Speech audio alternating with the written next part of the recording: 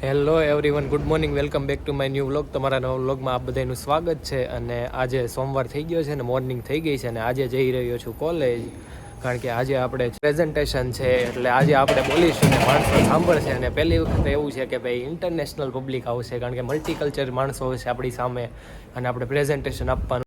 આપણે બેચલરમાં ને ઘણી જગ્યાએ પ્રેઝન્ટેશન આપેલું હોય, પણ ત્યાં તો આપણા માણસો હોય એટલે એટલું બધું હેઝિટેશન ને ફિયર ને એવું ન હોય, અને લેંગ્વેજ પણ આપણી હોય એટલે આપણે ફેમિલિયર હોય.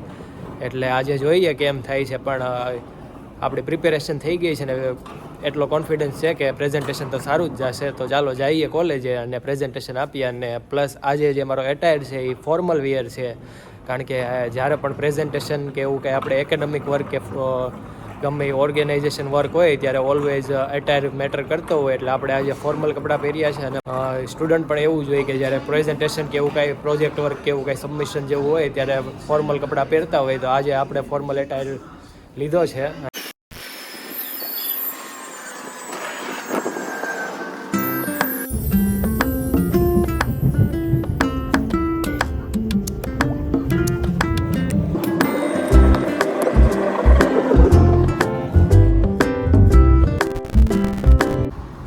તો આજનું જે પ્રેઝન્ટેશન છે એમાં પહેલું પ્રેઝન્ટેશન આપણું જ છે, કારણ કે એનું રીઝન છે આ એકચ્યુઅલમાં પ્રેઝન્ટેશન થર્સડેના હતું, પણ આપણે થર્સડે ફ્રી ન હોય, કારણ કે આપણે જોબ હોય. એટલે આપણે લેક્ચરરને રિક્વેસ્ટ કરી કે મારે જોબ શેડ્યુલ હોય એટલે હું આવી શકું એમ નથી, કારણ કે યુઝ્યુઅલી લેક્ચર હોય ફ્રાઈડે અને આપણી જોબ હોય થર્સડે પણ.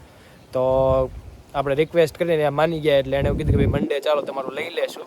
તો પહેલું જ પ્રેઝન્ટેશન આપણું હશે. ફ્યુ સ્ટુડન્ટ પ્રેઝન્ટેશન આપશે, પણ કંઈ વાંધો નહીં, પહેલું આપણું છે તો આપણે જઈને ડાયરેક્ટ પતાવી દઈએ. અને આમ પણ હવે આ ટ્રાયમેસ્ટર પતે છે એટલે લાસ્ટ આ પ્રેઝન્ટેશન હોય ને સબ્જેક્ટ અહીંયા કમ્પ્લીટ થતો હોય, એટલે આ છેલ્લું છે આ સબ્જેક્ટનું. પહોંચી ગયા છીએ લાઇબ્રેરી, અને લાઇબ્રેરીમાં જઈને જોઈએ આપણા ફ્રેન્ડ્સ લોકો બેઠા છે કે નહીં.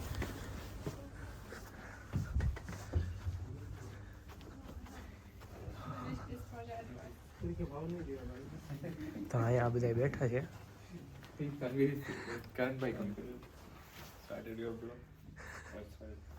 Good morning everybody. Good afternoon.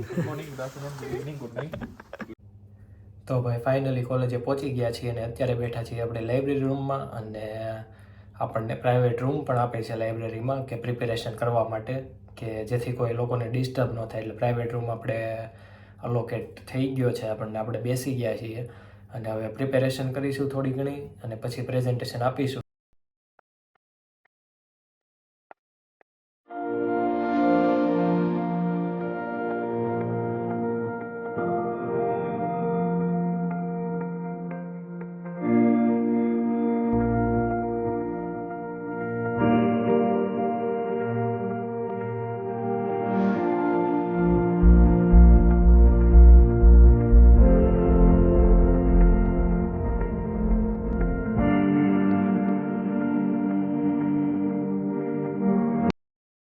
તો ફાઇનલી કોલેજેથી આપણે પ્રેઝન્ટેશન આપીને આવતા રહીએ છીએ ઘરે, અને ઓલમોસ્ટ વાગી ગયા છે 5, કારણ કે થોડું ઘણું લેટ થઈ ગયું હતું લેક્ચરરને. પણ પહેલાં લેક્ચર અરેન્જ કર્યો એણે અને પછી આપણા માટે પ્રેઝન્ટેશનનું અરેન્જ કર્યું. એટલે 9 થી 10 લોકોએ પ્રેઝન્ટેશન આપ્યું.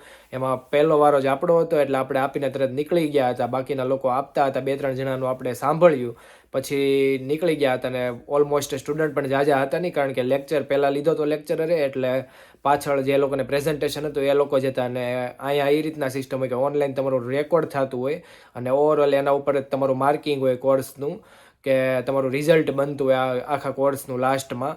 તો હવે જોઈએ છે આપણે રિઝલ્ટની વેઇટ કરશું, અને રિઝલ્ટ મે બી આપણું આવશે સપ્ટેમ્બરમાં, બિકોઝ હવેથી 2 વીકનું વેકેશન પીરિયડ આપણને મળ્યો છે. એટલે હવે આપણી કોલેજ ડાયરેક્ટ ખુલશે 9 સપ્ટેમ્બરે. અહીંયા ન્યૂઝીલેન્ડની અંદર વેકેશન પીરિયડ હોય એટલે સ્ટુડન્ટ ફૂલ ટાઈમ વર્ક કરી શકે. અધરવાઇઝ સ્ટુડન્ટને 20 વર્ષની જ વર્ક પરમિશન હોય છે. તો આપણને યુનિવર્સિટી તરફથી મેલ પણ આવી ગયો છે. એટલે આપણે પણ જ્યાં જોબ કરીએ છીએ ત્યાં આપણે કહી દીધું છે કે આ ડેટથી લઈને આ ડેટ મારો વેકેશન પીરિયડ છે, અને એઝ વેલ એઝ આપણે તેમને મેલ પણ કરી દીધો છે. એટલે હવે જોઈએ છે કે તે લોકો આપણને શિફ્ટ અરેન્જ કરીને આપે છે કે નહીં. જો શિફ્ટ અરેન્જ કરીને આપે છે તો વેલ એન્ડ ગુડ છે, તો આપણે જોબ કરીશું. અને અધરવાઇઝ આપણે વેકેશનને એન્જોય કરીશું અને બધા ફ્રેન્ડ્સ સાથે આપણે મળીશું પણ, કારણ કે લાસ્ટમાં અમે લોકો પ્લાન બનાવીને આવ્યા છીએ કે જ્યારે બધા લોકોની શિફ્ટ નહીં હોય ત્યારે અમે લોકો સાથે કંઈક બહાર જાશું. મને એવું લાગે છે કે વેકેશન પીરિયડમાં કોઈ ફ્રી નહીં થાય, કારણ કે બધાયનું એવું માનવું હોય કે વેકેશન પીરિયડ હોય એટલે ફૂલ ટાઈમ વર્ક કરી લઈએ, અને બધાયની અલગ અલગ જગ્યા પર જોબ કરે છે એટલે બધાયની શિફ્ટ પણ અલગ અલગ હોય, એટલે મળવાના ચાન્સીસ બહુ ઓછા છે. તો પણ જોઈએ કે આગળ જઈને કેમ છે કે 2 વીકમાં આપણે મળીએ છીએ ને ક્યાંક ટ્રીપ ગોઠવીએ છીએ કે નહીં. તો એની સાથે આપણે વિડીયોને પણ અહીંયા જ કરશું એન્ડ આગળના વ્લોગમાં મળીશું. So bye everyone, goodbye and take care all of you.